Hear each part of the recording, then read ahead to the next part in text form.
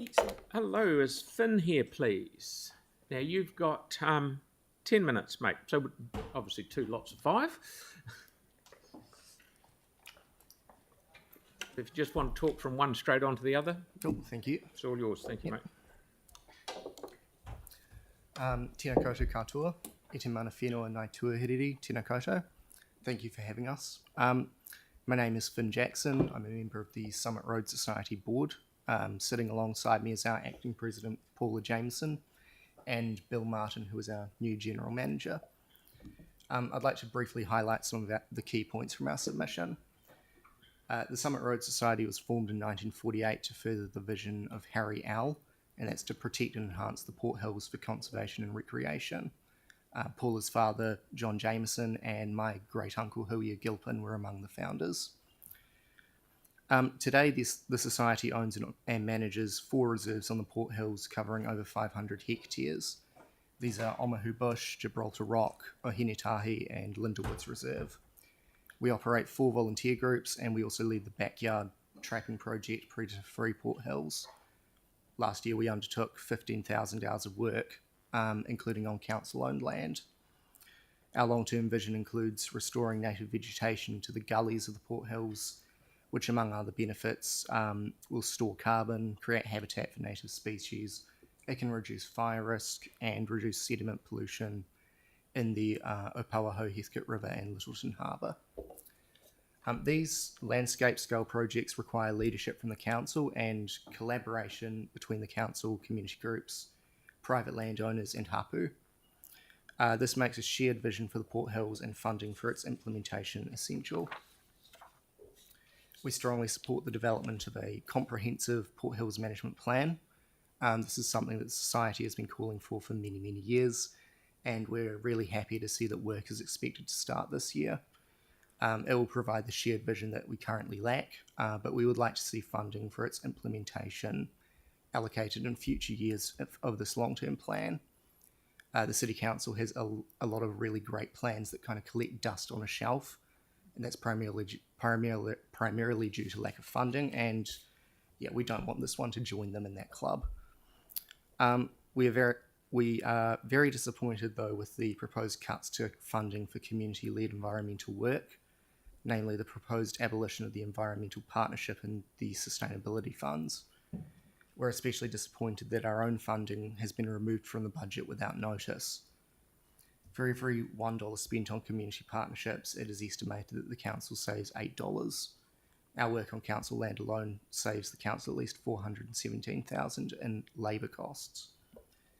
Cutting funding for environmental restoration work when the council itself has recognised that we are in a climate and ecological emergency just doesn't make sense. We recognise that the budget this year is tight, but the disproportionate return the council gets from these funds makes them a great investment. We request that they be retained and that our funding be reinstated at an increased level of $50,000 per year. As I previously noted, that's a pretty good deal. Finally, we want to highlight the importance of council allocating funding towards a strategic level team with responsibility for biodiversity. It's said that while success has many parents, failure is an orphan. The council isn't doing a great job with coordinated biodiversity management at the moment because this doesn't have a home. We need a team who can push the big picture vision and ensure integration and coordination between council units. It may seem high level, but this would make a huge difference to those of us doing the work on the ground. Thank you. Shall we take questions now? Yeah, absolutely. On the first one, yes. Pauline, please.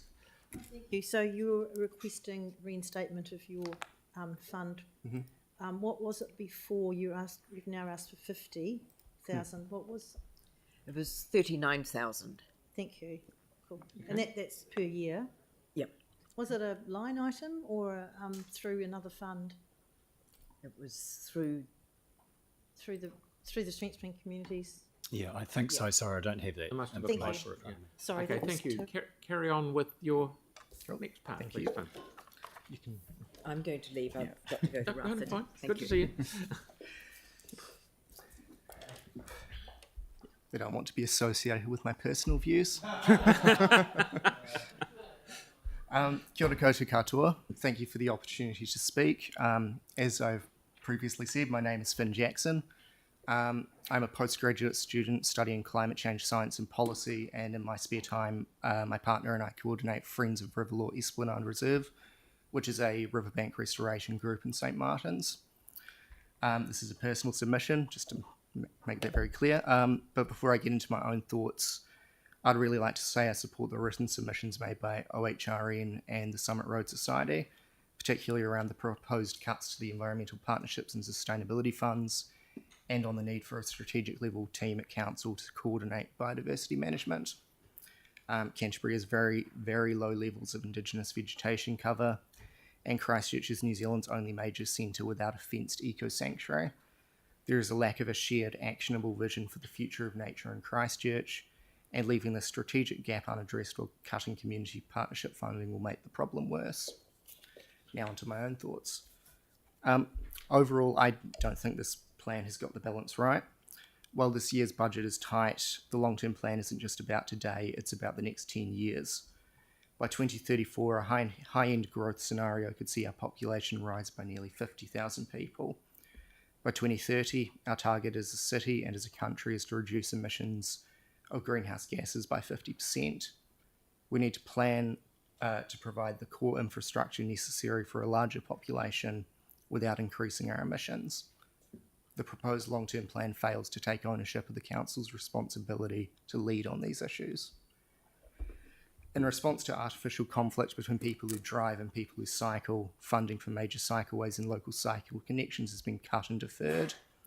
This is despite most people wanting themselves, their neighbours and their kids to be able to safely drive or cycle. It's not one or the other.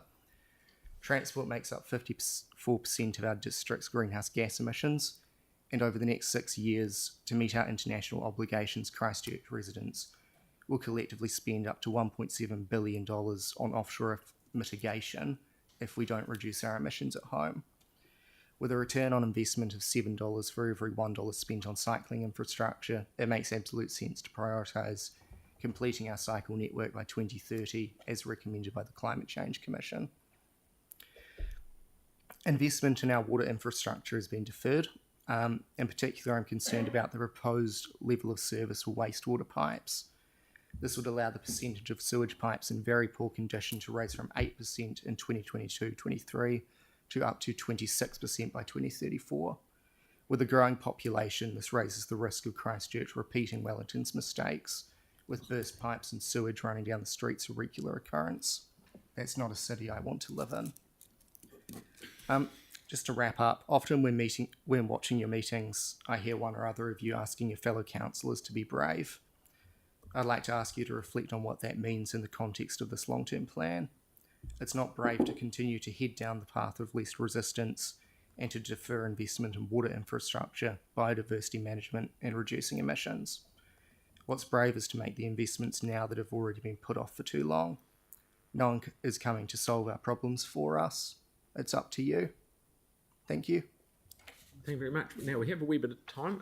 Tim and then Kelly. Yeah, morning Finn, and well done. Thank you. With changing our attitude, because we've got, the Pauho River networks just come to us, yourselves, the environment is so important. What if the council, working within the financial frames we have, because we've also had so many groups and organisations coming to us telling us that everybody's under financial pressure, which there's absolutely they are, within our networks and our management systems, changing our way we look at things to raise the importance of the environment in our management structure, because I think that it was the Pauho Heathcote River Network was saying that, as you've kind of mentioned, some plans kind of get put aside. The pest plant management plan was first written up in 2010, reviewed in 2020, but still hasn't been picked up. What are your thoughts on that? Yeah, it's a big question, I guess. It's all good. I guess it's just about raising the profile and the importance of biodiversity and the environment in your planning. the long-term plan and all the activity management plans, there was a big focus on climate change impacts and reducing emissions, which was really cool. But there is not the adequate funding to actually implement that. Maybe through the activity management plans of the next long-term plan, they could also look at biodiversity. Because, as I think it was Malcolm's or Quentin from OHRN said, there's twin crises of a climate and ecological emergency. Yeah. And they really need to be addressed together. And they have some great co-benefits of doing that together. Thank you very much. Thank you. Cheers. Thank you. That's great. And sorry, Kelly. Yeah. Okay, good on you. Thank you. Thank you. Okay,